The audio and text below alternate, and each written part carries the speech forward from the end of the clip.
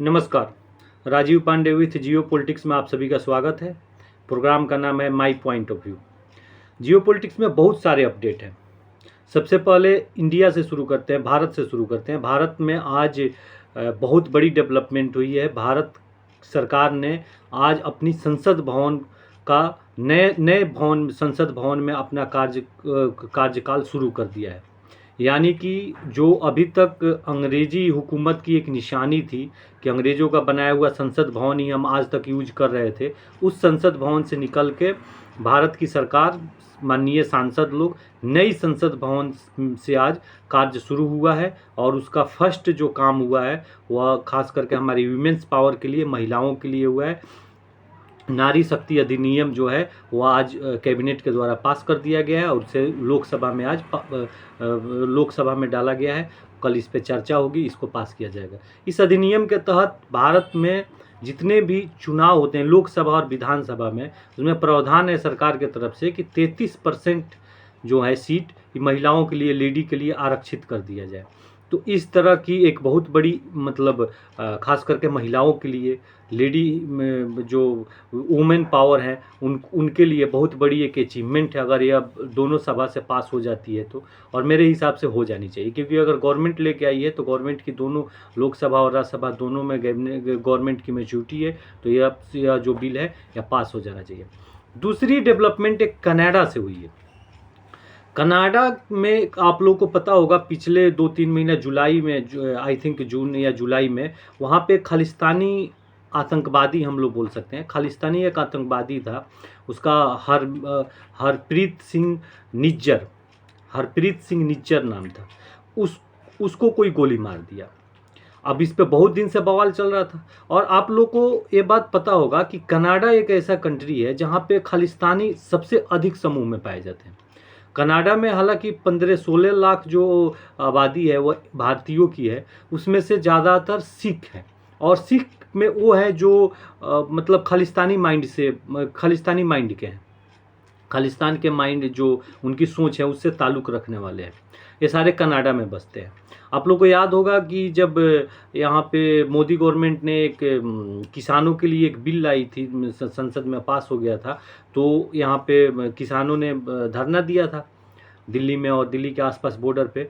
तो वहाँ से भी क्या नाम है कि गवर्नमेंट, वहाँ की जो गवर्नमेंट थी कनाडा की, वह यहाँ की जो हो रहे थे धरना प्रदर्शन उसको समर्थन कर रहा था।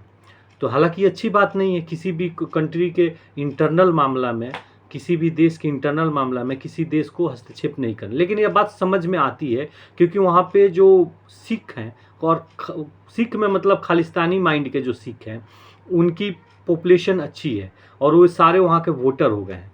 तो वोट की पॉलिटिक्स सब जगह चलती है, लेकिन इसका मतलब यह नहीं कि आप एक हद को पार कर जाओ। अब उसका डेवलपमेंट आज हुआ है। हालांकि वहाँ के जो प्राइम मिनिस्टर हैं जस्टिन ट्रूडो, वह G20 समिट में आए थे। कल उन्होंने वहाँ के पार्लियामेंट में एक स्पीच दिया कि निज्जर की हत्या में भारत सरकार के जो यंत्र हैं वह इसमें इन्वॉल्व है। यानी कि उनका जो इशारा था वह हमारे रॉ की तरफ था, जो रॉ ने उनकी किल कराई है। अब मेरा और तर्क क्या दे रहे हैं कि हमने एक यहाँ पे जांच कराई थी और जांच की रिपोर्ट आई है। मेरा क्या नाम है कि जस्टिस ट्रूडो साहब से सवाल है कि अगर आपके पास एविडेंस था तो आप G20 में यहाँ पे आए थे, आप न्यू दिल्ली में आप G20 में आए थे, G20 के सारे लगभग मेंबर थे यहाँ पे, उसमें आपने क्यों नहीं पेश किया? उसमें उस एविडेंस को पेश करना चाहिए कि हाँ जी आपकी एक तंत्र है, गवर्नमेंट की तंत्र है, वो इसमें इन्वॉल्व थी। दूसरी बात है कि अगर किसी कंट्री का नुकसान करने वाला कोई आदमी, किसी कंट्री को हरास पहुंचाने वाला कोई आदमी किसी दूसरे कंट्री में जाकर रहता है तो उसको भी सज़ा उतनी ही मिलनी चाहिए। अगर आपके कंट्री में कोई रहता है या दूसरे कंट्री को गाली देता है या दूसरे कंट्री को तोड़ने की कोशिश करता है तो क्या आप कहोगे जो हमारा सिटीजन है? और सबसे बड़ी बेशर्मी की बात है कि कनाडा गवर्नमेंट की, मैं क्या नाम है कि फॉरेन मिनिस्ट्री की जो स्पोक पर्सन है लेडी, उनका मैं सुन रहा था स्पीच। उनके कहने का मतलब है कि हमारे सिटीजन है, वह कनाडाई सिटीजन है, इसलिए उनकी हत्या हुई है। तो कनाडाई सिटीजन अगर है और वह किसी देश के लिए वांटेड है तो क्या उनको सज़ा नहीं मिलनी चाहिए? मिलनी चाहिए कि नहीं मिलनी चाहिए। और ख़ास करके मैं टुड्डा साहब से बताना चाहता हूँ कि अब यह भारत नहीं है जो कोई जो भी बोले सुन ले या जो जहाँ से मन करे। भारत घर में घुस के मारता है, या इसकी एग्जाम्पल आप लोग देख चुके हो, 2-3 साल से देख चुके हो। पिछले 5 साल में आप लोग कितने बार इसको रिहर्सल करके देख चुके हो। तब उस तरह की बात नहीं है। सबसे बड़ी बात है कि अगर हमारी एजेंसी उसमें इन्वॉल्व है और आपके पास एविडेंस है तो दिखाओ, फिर एजेंसी दिखाएगी या गवर्नमेंट ऑफ इंडिया दिखाएगी जहां उसको क्यों, अगर इन्वॉल्व है तो क्यों मारा गया। अगर नहीं है तो सिर्फ वोट पॉलिटिक्स के लिए कि हाँ भी हम वहाँ के खालिस्तानी माइंड के जो है सिख उनको खुश करने के लिए, ये अच्छी बात नहीं है। और इसका रिएक्शन इसका क्या हुआ है कि हमारे एक क्या नाम है कि राजनायक जो वहाँ पे हैं उनको वहाँ से कनाडा छोड़ने का आदेश दिया है गवर्नमेंट ऑफ कनाडा ने। तो ये एक्शन का रिएक्शन होना था। तो भारत सरकार ने भी यहाँ पे न्यू दिल्ली में उनके राजदूत को बुला के 5 दिन के अंदर में भारत छोड़ने का उन्होंने भी फरमान सुना दिया कि आप भारत छोड़ दो 5 दिन के अंदर में। तो इससे कोई मतलब फ़ायदे की बात नहीं है। कनाडा से भारत का एक अच्छा रिलेशन रहा है, यूरोप में कनाडा की एक अच्छी पहचान है, सब चीज़ ठीक है। लेकिन इस तरह बिना मतलब के पंगा लेने से कोई कुछ हासिल होने वाला तो नहीं है। मेरे हिसाब से तो कुछ हासिल होने वाला नहीं है। अगर टुड्डा साहब को लगता है, जस्टिन टुड्डा साहब को, कि इस तरह कर लेने से उनकी पॉलिटिकल कैरियर बहुत आगे बढ़ जाएगी।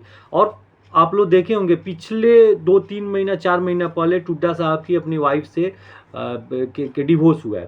खैर उनका इंटरनल बात है, इसमें हम लोग को नहीं पढ़ना चाहिए। लेकिन कहने का मतलब यह है कि अगर आपके पास कोई एविडेंस है तो आप उसे डिस्प्ले करो। इस तरह किसी भी स्टेट का नाम लेके आप बोल रहे हो, ये अच्छी बात नहीं है।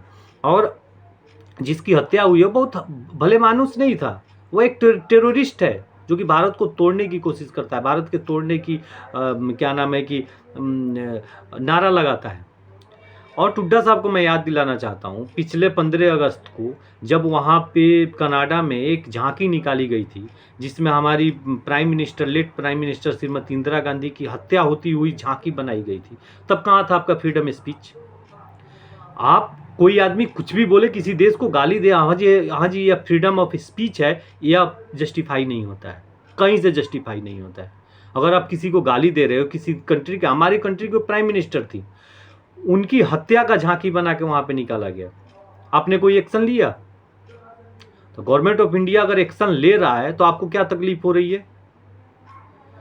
हम लोग अपनी सरकार के साथ में हैं।